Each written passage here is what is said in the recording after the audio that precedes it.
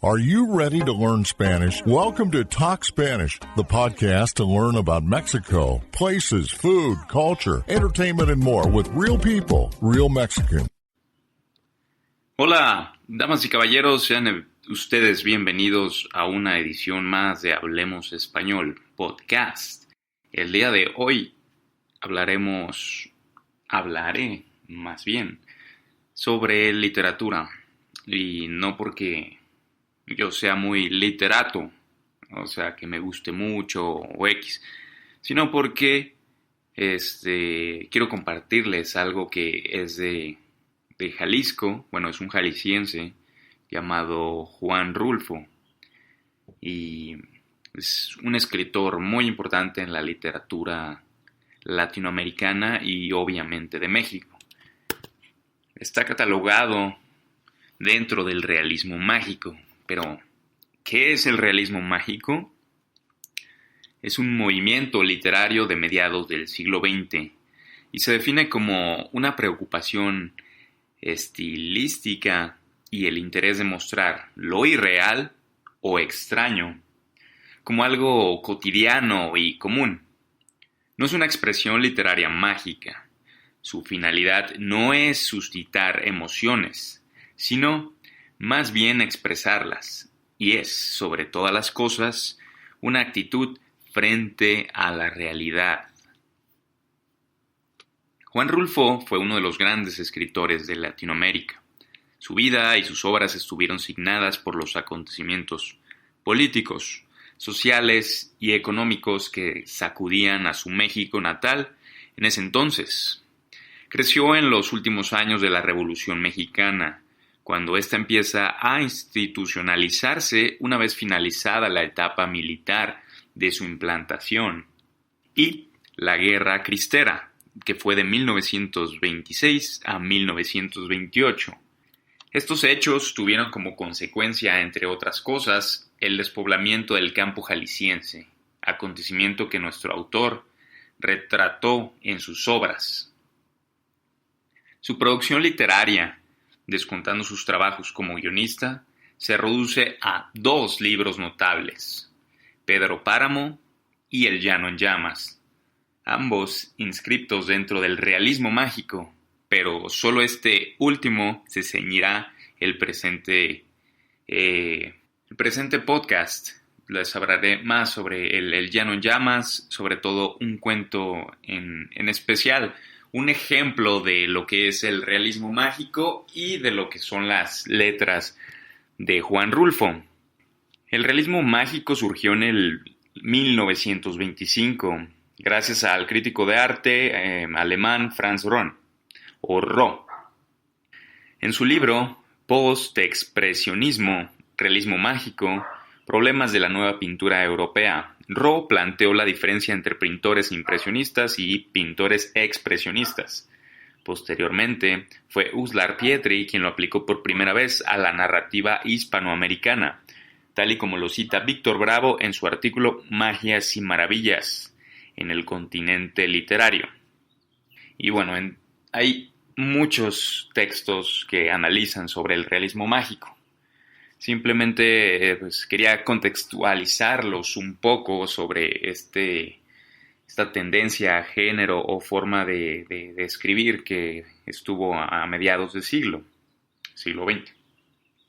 El Llano en Llamas, como se podrá apreciar con el correr del trabajo, encaja a la perfección en la concepción que del realismo mágico aportan los estudios. A través del análisis veremos la realidad concreta del campesinado jalisciense de la que se proyecta, transfigurada literariamente, mediante descripciones asombrosas como trasfondo constatable de la visión poética del paisaje, símbolos, rupturas de la linealidad temporal y cambios de perspectiva narrativa, así como también desde la constante aparición de la muerte, la violencia, la desolación, entre otros temas vinculados con lo más profundo del ser humano universal. Rulfo escribía este tipo de cosas porque, México es un país mágico que son cosas que parecieran que existen, pero no existen y un simbolismo muy fuerte. En su libro, El Llano en Llamas, refleja todo lo que fue México desde la Revolución hasta los 50. Un campo despoblado, mucha muerte, mucha simbología. La guerra cristera fue algo que marcó a Juan Rulfo, donde persiguían a los cristianos o católicos. Les voy a leer un poco sobre el cuento Talpa. Talpa es un pueblo en Jalisco donde es muy religioso, muy, muy católico. Se llama Talpa de Allende. En México casi todo tiene un nombre compuesto. ¿Qué quiero decir con compuesto?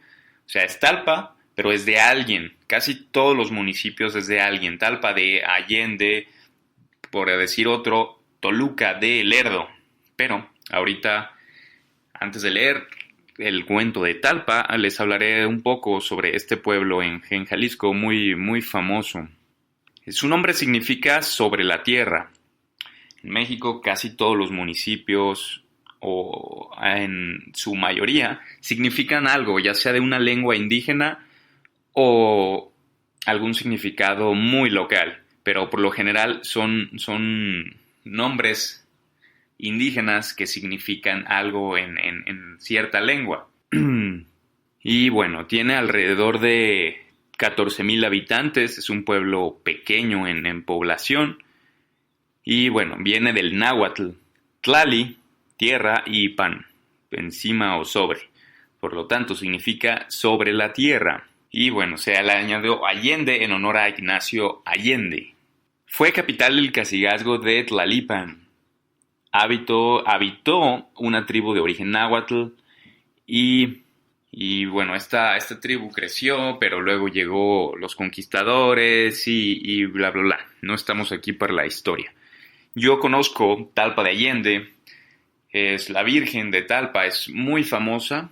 Yo crecí en familia católica, entonces si eres de Jalisco y eres de familia católica, entonces es muy probable que tu familia quiera ir alguna vez a Talpa de Allende. ¿Por qué? Por la misma Virgen. Hacen caravanas religiosas, mandas.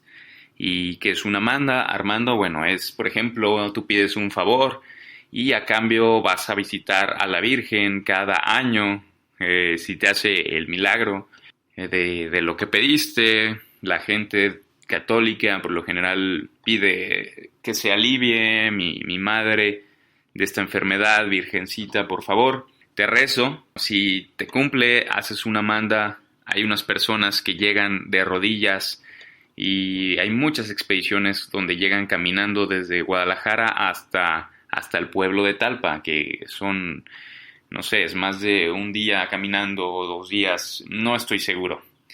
Pero regresemos a Juan Rulfo, que es lo del capítulo de hoy. Si a ustedes les interesa, basta con que googleen sobre el pueblo de Talpa y, bueno, el catolicismo y la Virgen de Talpa.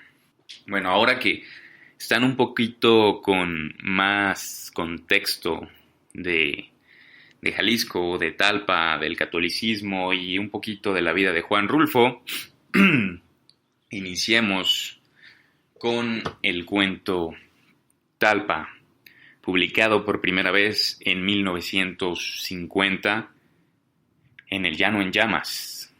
Salió en el 1953. Dice así: Natalia se metió entre los brazos de su madre y lloró largamente ahí con llanto quedito. Era un llanto aguantado por muchos días, guardado hasta que, ahora que regresamos a Cenzontla y vio a su madre, y comenzó a sentirse con ganas de consuelo. Sin embargo, antes, entre los trabajos de tantos días difíciles, cuando tuvimos que enterrar a Tanilo en un pozo de la tierra de Talpa, sin que nadie nos ayudara, cuando ella y yo, los dos solos, juntamos nuestras fuerzas y nos pusimos a excavar la sepultura, desenterrando los terrones con nuestras manos, dándonos prisa para esconder pronto a Tanilo dentro del pozo y que no siguiera espantando ya a nadie con el olor de su aire lleno de muerte. Entonces no lloró, ni después. Al regreso, cuando nos vinimos caminando de noche sin conocer el sosiego, andando a tiendas como dormidos y pisando con pasos que parecían golpes sobre la sepultura de Tanilo, en ese entonces Natalia parecía estar endurecida y traer el corazón apretado para no sentirlo bullir dentro de ella. Pero de sus ojos no salió ninguna lágrima. Vino a llorar hasta aquí, arrimada a su madre, solo para acongojarla y que supiera que sufría. Acongojándonos de paso a todos, porque yo también sentí ese llanto de ella dentro de mí como si estuviera experimentando el trapo de nuestros pecados. Porque la cosa es que Tanilo Santos, entre Natalia y yo, lo matamos. Lo llevamos a Talpa para que se muriera, y se murió. Sabíamos que no aguantaría tanto camino, pero, así y todo, lo llevamos empujándolo entre los dos, pensando acabar con él para siempre. Eso hicimos. La idea de ir a Talpa salió de mi hermano Tanilo. A él se le ocurrió, primero que a nadie. Desde hacía años que estaba pidiendo que lo llevaran. Desde hacía años. Desde aquel día en que amaneció con unas ampollas moradas repartidas en los brazos y las piernas, cuando después las ampollas se le convirtieron en llagas por donde no salía nada de sangre y sí una cosa amarilla como goma de copal que destilaba agua espesa. Desde entonces me acuerdo muy bien que nos dijo cuánto miedo sentía de no tener ya remedio. Por eso quería ir a ver a la Virgen de Talpa, para que ella con su mirada le curara las llagas. Aunque sabía que Talpa estaba lejos y que tendríamos que caminar mucho debajo del sol de los días y del frío de la noche de marzo, así y todo, quería ir. La Virgencita le daría el remedio para aliviarse de aquellas cosas que nunca se secaban. Ella sabía hacer eso, lavar las cosas, ponerlo todo de nuevo, de nueva cuenta como un recién llovido. Ya ahí, frente a ella, se acabarían sus males. Nada le dolería ni le volvería a doler más. Eso pensaba él. Y de eso nos agarramos Natalia y yo para llevarlo. Yo tenía que acompañar a Tanilo porque era mi hermano. Natalia tendría que ir también de todos modos, porque era su mujer. Tenía que ayudarlo llevándolo del brazo, sopesándolo a la ida y tal vez a la vuelta sobre sus hombros, mientras él arrastrara su esperanza. Yo ya sabía desde antes lo que había dentro de Natalia. Conocía algo de ella, sabía, por ejemplo, que sus piernas redondas, duras y calientes como piedras al sol del mediodía, estaban solas desde hacía tiempo. Yo conocía eso. Habíamos estado juntos muchas veces, pero siempre la sombra de Tanilo nos separaba. Sentíamos que sus manos ampolladas se metían entre nosotros y se llevaban a Natalia para que lo siguiera cuidando. Y así sería siempre mientras él estuviera vivo. Yo sé, ahora que Natalia está arrepentida de lo que pasó. Y yo también lo estoy. Pero eso no nos salvará del remordimiento ni nos dará ninguna paz, ya nunca.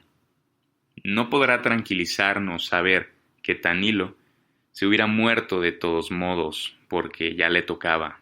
Y que de nada había servido ir a Talpa, tan allá, tan lejos, pues sí, casi es seguro de que se hubiera muerto igual allá que aquí, o quizás tantito después aquí que allá, porque todo lo que se mortificó por el camino, y la sangre que perdió de más, y el coraje y todo, todas esas cosas fueron las que lo mataron más pronto. Lo malo está en que Natalia y yo lo llevamos a empujones, cuando él ya no quería seguir, cuando sintió que era inútil seguir y nos pidió que lo regresáramos.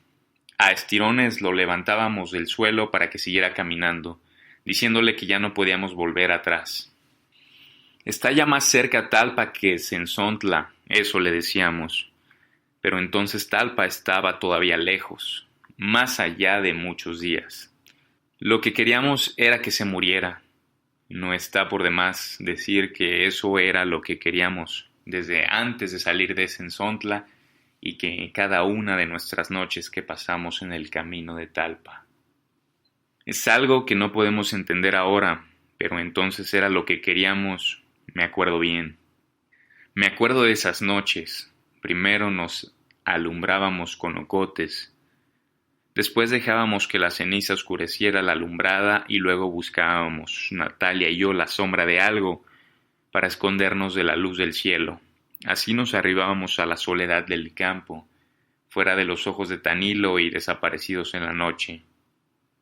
Y la soledad aquella nos empujaba uno al otro. A mí me ponía entre los brazos el cuerpo de Natalia y a ella eso le servía de remedio. Sentía como si descansara, se olvidaba de muchas cosas y luego quedaba adormecida con el cuerpo sumido en un gran alivio. Siempre sucedía que la tierra sobre la que dormíamos estaba caliente y la carne de Natalia, la esposa de mi hermano Tanilo, se calentaba enseguida con el calor de la tierra. Luego aquellos dos calorones juntos quemaban y lo hacían a uno despertar de su sueño. Entonces mis manos iban detrás de ella, iban y venían por encima de ese rescoldo que era ella, primero suavemente, pero después la apretaban como si quisieran exprimirle la sangre. Así una y otra vez, noche tras noche, hasta que llegaba la madrugada y el viento frío apagaba la lumbre de nuestros cuerpos. Eso hacíamos Natalia y yo a un lado del camino de Talpa, cuando llevamos a Tanilo para que la Virgen lo aliviara. Ahora todo ha pasado. Tanilo se alivió hasta de vivir. Ya no podrá decir nada del trabajo tan grande que le costaba vivir, teniendo aquel cuerpo como emponzoñado, lleno por dentro de agua podrida que le salía por cada rajadura de sus piernas o de sus brazos. Unas llagas así de grandes que se abrían despacito, muy despacito, para luego dejar salir borbotones, un aire de cosa echada a perder que a todos nos tenía asustados. Pero ahora que está muerto, la cosa se ve de otro modo. Ahora Natalia llora por él, tal vez para que él vea desde donde está todo el gran remordimiento que lleva encima de su alma. Ella dice que ha sentido la cara de Tanilo estos últimos días. Era lo único que servía de él para ella, la cara de Tanilo, humedecida siempre por el sudor en que lo dejaba el esfuerzo para aguantar sus dolores. La sintió acercándose hasta su boca, escondiéndose entre sus cabellos, pidiéndole, con una voz apenitas, que lo ayudara. Dice que le dijo que ya se había curado por fin, que ya no le molestaba ningún dolor. Ya puedo estar contigo, Natalia. Ayúdame a estar contigo, dice que eso le dijo. Acabamos de salir de Talpa, de dejarlo ahí enterrado bien hondo en aquel como surco profundo que hicimos para sepultarlo. Y Natalia se olvidó de mí desde entonces. Yo sé cómo le brillaban antes los ojos como si fueran charcos alumbrados por la luna, pero de pronto se destiñeron. Se le borró la mirada como si se la hubieran revolcado en la tierra y pareció no ver ya nada.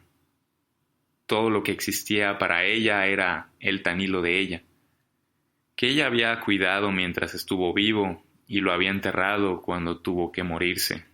Tardamos 20 días en encontrar el camino real de Talpa. Hasta entonces habíamos venido los tres solos. Desde ahí comenzamos a juntarnos con gente que salía de todas partes, que había desembocado como nosotros en aquel camino ancho, parecido a la corriente de un río, que nos hacía andar a rastras, empujados por todos lados como si nos llevaran amarrados con hebras de polvo. ¿Por qué de la tierra se levantaba, con el bullir de la gente, un polvo blanco como tamo de maíz que subía muy alto y volvía a caer? Pero los pies al caminar lo devolvían y lo hacían subir de nuevo. Así todas horas estaba aquel polvo por encima y debajo de nosotros, y arriba de esa tierra estaba el cielo vacío, sin nubes, solo el polvo, pero el polvo no da ninguna sombra. Teníamos que esperar a la noche para descansar del sol y de aquella luz blanca del camino. Luego los días fueron haciéndose más largos. Habíamos salido de Sensontla a mediados de febrero, y ahora que comenzaba marzo, amanecía muy pronto. Apenas si cerrábamos los ojos al oscurecer, cuando nos volvía a despertar el sol, el mismo sol que parecía acabarse de poner hacía un rato.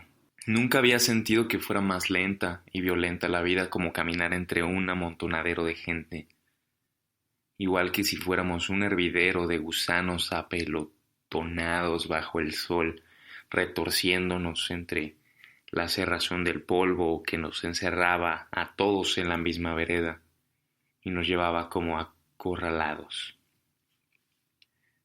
Los ojos seguían la polvadera, daban en el polvo como si se tropezaran contra algo que no se podía traspasar, y el cielo siempre gris, como una mancha gris y pesada que nos aplastaba a todos desde arriba. Solo a veces, cuando cruzábamos algún río, el polvo era más alto y más claro. Zambullamos la cabeza acalenturada y regrinada en el agua verde. Y por un momento de todos nosotros salía un humo azul, parecido al vapor que sale de la boca con el frío. Pero poquito después desaparecíamos otra vez, entreverados en el polvo, cobijándonos unos a otros del sol, de aquel calor del sol repartido entre todos. Algún día llegará la noche. En eso pensábamos, llegará la noche y nos pondremos a descansar. Ahora se trata de cruzar el día, de atravesarlo como sea para correr del calor y del sol. Después nos detendremos. Después. Lo que tenemos que hacer por lo pronto es esfuerzo tras esfuerzo para ir deprisa, detrás de tantos como nosotros y delante de otros, muchos. De eso se trata. Ya descansaremos bien a bien cuando estemos muertos. En eso pensábamos Natalia y yo, y quizás también Tanilo, cuando íbamos por el camino real de Talpa, entre la procesión, queriendo llegar los primeros hasta la Virgen, antes que se le acabaran los milagros. Pero Tanilo comenzó a ponerse más malo. Llegó un rato en que ya no quería seguir. La carne de sus pies se había reventado y por la reventazón aquella empezó a salirle la sangre. Lo cuidamos hasta que se puso bueno, pero así todo ya no quería seguir. Me quedaré aquí sentado un día o dos y luego me volveré a Sensontla. Eso nos dijo. Pero Natalia y yo no quisimos. Había algo dentro de nosotros que no nos dejaba sentir ninguna lástima por ningún Tanilo. Queríamos llegar con él a Talpa, porque a esas alturas, así como estaba, todavía le sobraba vida. Por eso, mientras Natalia le enjuagaba los pies con aguardiente para que se le deshincharan, le daba ánimos. Le decía que solo la Virgen de Talpa lo curaría. Ella era la única que podía hacer que él se aliviara para siempre. Ella nada más. Había muchas vírgenes, pero solo la de Talpa era la buena. Eso le decía Natalia. Y entonces Tanilo se ponía a llorar con lágrimas que hacían surco entre el sudor de su cara y después se maldecía por haber sido malo. Natalia le limpiaba los chorretes de lágrimas con su rebozo y entre ella y yo lo levantábamos del suelo para que caminara otro rato más, antes que llegara la noche. Así, a tirones, fue como llegamos con él a Talpa. Ya en los últimos días, también nosotros nos sentíamos cansados. Natalia y yo sentíamos que se nos iba doblando el cuerpo entre más y más. Era como si algo nos detuviera y cargara un pesado bulto sobre nosotros. Danilo se nos caía más seguido y teníamos que levantarlo y a veces llevarlo sobre los hombros. Tal vez de eso estábamos como estábamos, con el cuerpo flojo y lleno de flojera para caminar. Pero la gente que iba ahí junto a nosotros nos hacía andar más aprisa. Por las noches, aquel mundo desbocado se calmaba. Desperdigas por todas partes brillaban las fogatas. Y en derredor de la lumbre la gente de la peregrinación rezaba el rosario, con los brazos en cruz, mirándose al cielo de Talpa.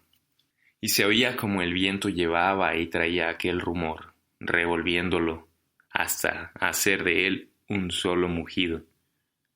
Poco después se quedaba quieto. A eso de la medianoche podía oírse que alguien cantaba muy lejos de nosotros. Luego se cerraban los ojos y se esperaba sin dormir a que amaneciera. Entramos a Talpa cantando el alabado. Habíamos salido a mediados de febrero y llegamos a Talpa en los últimos días de marzo, cuando ya mucha gente venía de regreso. Todo se debió a que Danilo se puso a hacer penitencia. En cuanto se vio rodeado de hombres que llevaban pencas de nopal colgadas como escapulario, él también pensó en llevar las suyas. Dio en amarrarse los pies uno con otro con las mangas de su camisa para que sus pasos se hicieran más desesperados. Después quiso llevar una corona de espinas. Tantito después se vendó los ojos y más tarde, en los últimos trechos del camino, se hincó en la tierra. Y así, andando sobre los huesos de sus rodillas y con las manos cruzadas hacia atrás, llegó a Talpa aquella cosa que era mi hermano, Danilo Santos. Aquella cosa tan llena de cataplasmas y de hilos oscuros de sangre que dejaban en el aire, al pasar. Un olor agrio como de animal muerto. Y cuando menos acordamos, lo vimos metido entre las danzas. Apenas si nos dimos cuenta y ya estaba ahí, con la larga sonaja en la mano, dando duros golpes con el suelo con sus pies amoratados y descalzos. Parecía todo enfurecido, como si estuviera sacudiendo el coraje que llevaba encima desde hacía tiempo, o como si estuviera haciendo un último esfuerzo por conseguir vivir un poco más. Tal vez al ver las danzas se acordó de cuando iba todos los años a Tolimán, en el noverario del Señor, y bailaba la noche entera hasta que sus huesos se aflojaban, pero sin cansarse. Tal vez de eso se acordó y quiso revivir su antigua fuerza. Natalia y yo lo vimos así por un momento. Enseguida lo vimos alzar los brazos y azotar su cuerpo contra el suelo, todavía con la sonaja repicando entre sus manos salpicadas de sangre. Lo sacamos a rastras, esperando defenderlo de los pisotones de los danzantes, de entre la furia de aquellos pies que rodaban sobre las piedras y brincaban aplastando la tierra sin saber que algo se había caído en medio de ellos. A horcajadas, como si estuviera tullido, entramos con él a la iglesia. Natalia lo arrodilló junto a ella, enfrentito de aquella figura dorada que era la Virgen de Talpa, y Danilo comenzó a rezar, y dejó que se le cayera una lágrima grande, salida de muy adentro, apagándole la vela que Natalia le había puesto entre sus manos. Pero no se dio cuenta de esto. La luminaria de tantas velas prendidas que ahí había le cortó esa cosa con la que uno se sabe dar cuenta de lo que pasa junto a uno. Siguió rezando con su vela apagada, rezando a gritos para oír que rezaba. Pero no le valió. Se murió de todos modos. Desde nuestros corazones sale para ella una súplica igual, envuelta en el dolor, muchas lamentaciones revueltas con esperanza. No se ensordece su ternura ni ante los lamentos ni las lágrimas, pues ella sufre con nosotros. Ella sabe borrar esa mancha y dejar que el corazón se haga blandito y puro para recibir su misericordia y su caridad.